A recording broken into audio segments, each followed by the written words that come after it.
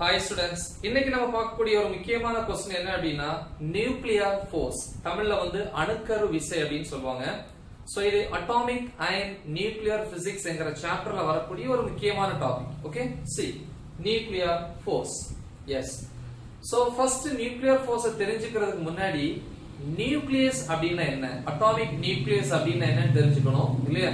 ஒரு ஆட்டம் அப்படினாலே according to Rutherford atom model, the diameter of the atom is 10 power minus 10 meter இல்லையா?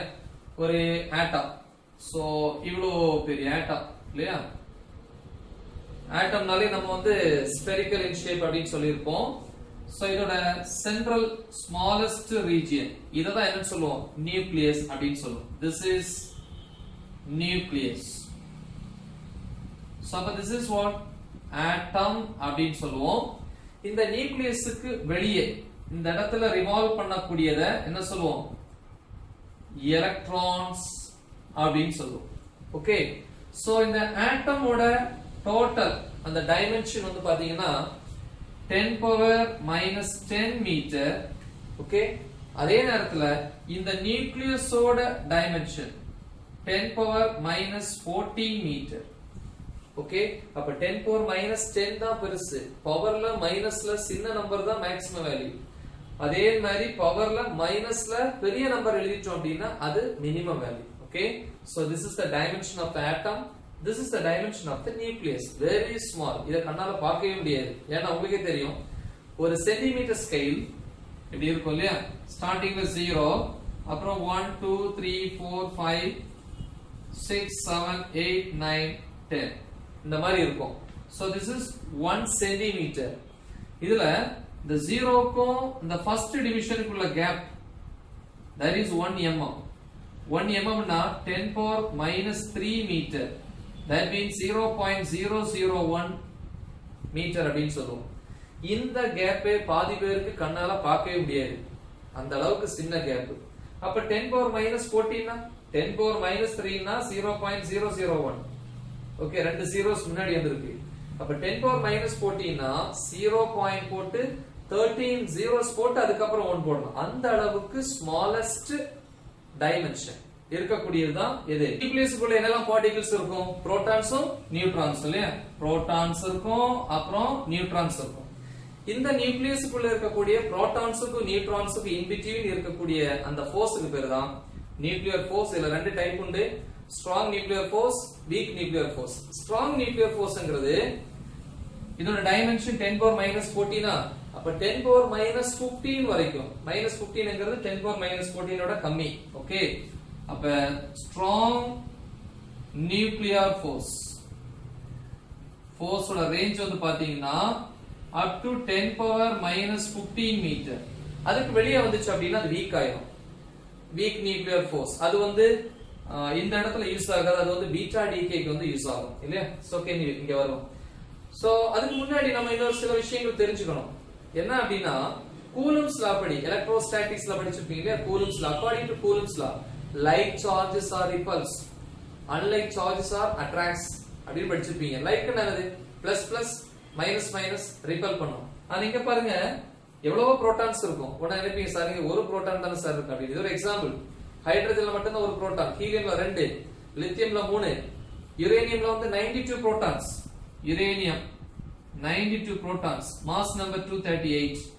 அப்ப 92 protons, 238ல 92 போச்சுன்னா ரிமைனிங் நியூட்ரான்ஸ். அப்ப மொத்தத்துல புரோட்டான்ஸ் பிளஸ் நியூட்ரான்ஸ் எவ்வளவு?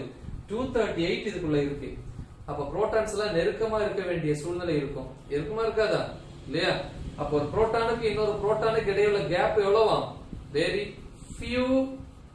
என்னது? few 10 power minus 15 meter, 4 me, right? So இப்ப இங்க எழுதலாம், the space between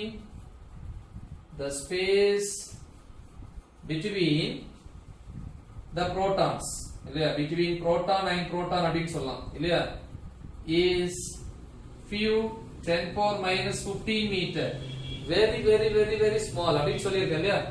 இதுவே சிலவங்களுக்கு கண்ணுக்கு தெரியாது, ஃபர்ஸ்ட் டிவிஷன் அந்த கேப் இல்லையா? அப்ப 10 பவர் மைனஸ் 15 எவ்வளவு ஸ்மால் அப்படின்னு நினைச்சு பாருங்க. Okay, yes. சோ இது டிஸ்டன்ஸ், ஒரு புரோட்டானுக்கு இன்னொரு புரோட்டானுக்கு இடையே உள்ள distance. ஐ மீன் அந்த கேப் வந்து ரொம்ப கம்மி 10 power minus 15 மீட்டர் அப்படினா இதுக்குள்ள ஆக்ட் பண்ணக்கூடிய ஃபோர்ஸ் என்ன ஃபோர்ஸ் நமக்கே தெரியும் repulsive force according to coulombs law light charges rebels அதுவும் புரோட்டான்ஸ் வந்து இங்க நெருக்கமா இருக்கிறதுனால ஹெவி ரிபல்ஷன் இல்லையா சோ அப்ப இங்க எழுதலாம் the repulsive force between protons where inside the nucleus atomic nucleus இல்லையா ஃபார்முலா என்ன according to Coulomb's law repulsive force F repulsive 1 by 4 pi epsilon naught into q1 q2 by r square q1 என்கிறது ஒரு charge q2 என்கிறது இன்னொரு charge நம்ம ரெண்டையுமே proton தான் எடுத்துறோம் இல்லையா 1 by 4 pi epsilon naught எலக்ட்ரோஸ்டாட்டிக்ஸ்ல படிச்சிருப்போம் ஒரு constant value 9 into 10 power 9 q1 q2 ரெண்டு சார்ஜோட வேல்யூ உங்களுக்கே தெரியும் புரோட்டானா இருக்கட்டும் எலக்ட்ரானா இருக்கட்டும் whatever may be charge value 1.6 into 10 power minus 19 coulomb okay அப்ப இதோட value 1.6 into 10 power minus 19 second proton charge 1.6 into 10 power minus 19 divided by r distance 10 power minus 15 the whole square which is equal to multiply பண்ணீங்கனா 9 into என்ன இருக்கு 1.6 into 1.6 into இங்க 10 power 9 minus 19 ல 9 போயிடுச்சு அப்படினா 10 power minus 10 இந்த 10 power minus 10 இதோட சேர்த்தா 10 power minus 29 divided by 10 power minus 30 square பண்ணா plus ஆகாதுன்னா 10 power minus 15 into 10 power minus 15 okay is equal to இது மேல போயிடுச்சுனா 9 into 1.6 into 1.6 into 10 power minus 30 மேல போச்சுனா plus 30 plus 30 ல minus 29 add பண்ணனா 10 power 1 so F repulsive force is equal to எவ்வளவு 240 Newton அப்படினா நியூக்ளியஸ்க்குள்ள கரெக்ட்டா மல்டிப்ளை பண்ணி பாருங்க நியூக்ளியஸ்க்குள்ள புரோட்டான்ஸ் இன் பிட்வீன் இருக்கக்கூடிய ரிபல்சிவ் ஃபோர்ஸ் வேல்யூ 240 நியூட்டன் அப்படினா இவ்வளவு ஃபோர்ஸ் அதுக்கிடையில ஆக்ட் ஆகுதுன்னா உள்ள இருக்கிற பார்ட்டிகிள்ஸ் எந்த அளவுக்கு ஆக்ஸலரேட் ஆகும் படிச்சிருப்பீங்க ஃபோர்ஸ் கொடுத்தா என்ன இருக்கும் ஆக்ஸலரேஷன் அப்ப therefore acceleration by formula F is equal to ma formula இல்லையா அப்ப acceleration A is equal to F by m force இதா இருக்கு repulsive force 240 divided by mass of proton எவ்வளவு படிச்சிருக்கோம் 1.67 into 10 power minus 27 இது எக்ஸாக்ட்டா டிவைட் பண்ண என்ன வேல்யூ வரும் அப்படினா 1.4 into 10 power 29 acceleration unit என்ன ms power minus 2 okay இதை வேணா ரவுண்ட் பண்ணா 14 into 10 power 28 okay இவ்வளவு acceleration இருக்கு okay நமக்கு தெரியும் acceleration due to gravity என்ன we know that g ஓட வேல்யூ 9.8 ms power minus 2 அப்ப இதை விட இது எவ்வளவு இருக்கு கிட்டத்தட்ட 10 power 28 times greater அப்ப a is எவ்வளவு 10 power 28 times greater than g அப்ப எந்த அளவுக்கு அதிகமா ஆக்ஸலரேட் ஆகும் அப்ப கண்டிப்பா உள்ள இருக்கிற பார்ட்டிகிள்ஸோட ஆக்ஸலரேஷன் அதிகமா இருந்துச்சுன்னா இது என்ன இருக்கும் பர்ஸ்ட் ஆயிருக்கும் நியூக்ளியஸ் வெடிச்சிருக்கும் ஆனா அப்படி வெடிக்கல நியூக்ளியஸ் இஸ் ஸ்டேபிள் அப்படின்னு என்ன அர்த்தம் அப்படின்னா இந்த ஹெவி ரிபல்சிவ் ஃபோர்ஸை விட வேற ஏதோ ஒரு பவர்ஃபுல்லான ஒரு ஃபோர்ஸ் அதுக்குள்ள இருக்கு அந்த ஃபோர்ஸ் தான் நியூக்ளியர் ஃபோர்ஸ் ஓகேவா சோ அப்ப என்ன சொல்லணும் there is some other force overcome the repulsive force இல்லையா இந்த repulsive force ஓவர்கம் பண்ற அளவுக்கு ஏதோ ஒரு ஃபோர்ஸ் இருக்கு அந்த ஃபோர்ஸ் தான் nuclear force specially strong nuclear force ஓகேவா சோ அப்ப ஸ்ட்ராங் நியூக்ளியர் ஃபோர்ஸ்ங்கிறது ஆல்வேஸ் அட்ராக்டிவ் ஓகேவா சோ இந்த ஸ்ட்ராங் நியூக்ளியர் ஃபோர்ஸோட ப்ராப்பர்ட்டீஸ் வந்து நிறைய எக்ஸ்பெரிமென்ட் மூலமா வந்து கண்டுபிடிச்சிருக்காங்க அது 1930 ல இருந்து 1930 to 1950 வரைக்கும் உள்ள எக்ஸ்பெரிமென்ட்ஸ் தான் இந்த ஸ்ட்ராங் நியூக்ளியர் ஃபோர்ஸோட ப்ராப்பர்ட்டீஸ் அதிகமா எக்ஸ்பிளைன் பண்ணுது strong nuclear force so the properties வந்து பாத்தீங்கன்னா என்ன சொல்லலாம் நிறைய சொல்லலாம் it is a charge independent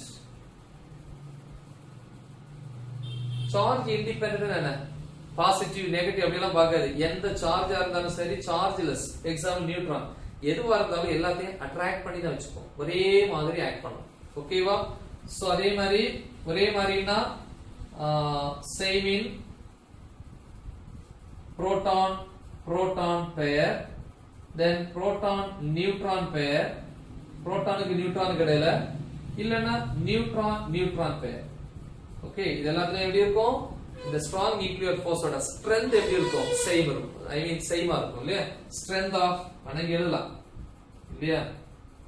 second point, strength is same. Okay, strength is same. எதுலாம்? proton proton, proton neutron, then neutron neutron எல்லாத்துலயுமே strength same ஆ இருக்கும். then வேற என்ன பாயிண்ட் சொல்லலாம்? it is a short range force. short range னா கொஞ்ச தூரம் மட்டும் தான் டிராவல் பண்ணும். I mean 10⁻⁻15 மீட்டர் வரைக்கும் தான் இல்லையா? அப்ப நியூக்ளியஸ்க்கு உள்ளே தான். ஓகே, நியூக்ளியஸோட டைமென்ஷனை விட கம்மி இல்லையா? so short range force, I mean எவ்வளவு? up to 10⁻⁻15 metre. அதுக்கு வெளியே வந்துச்சு அப்படின்னா அது வீக் ஆயிடும். ஓகே, then fourth point என்ன எழுதணும் அப்படின்னா 10⁻40 times greater than the gravitational force.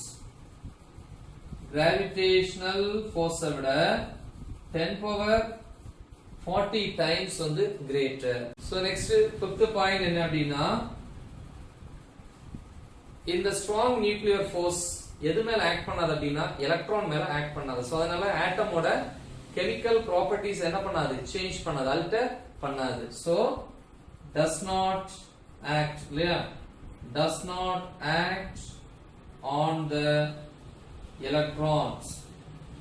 So அதனால ஆட்டமோட கெமிக்கல் ப்ராப்பர்ட்டீஸ் வந்து சேஞ்ச் பண்ணாது. சோ இது ஒரு முக்கியமான क्वेश्चन.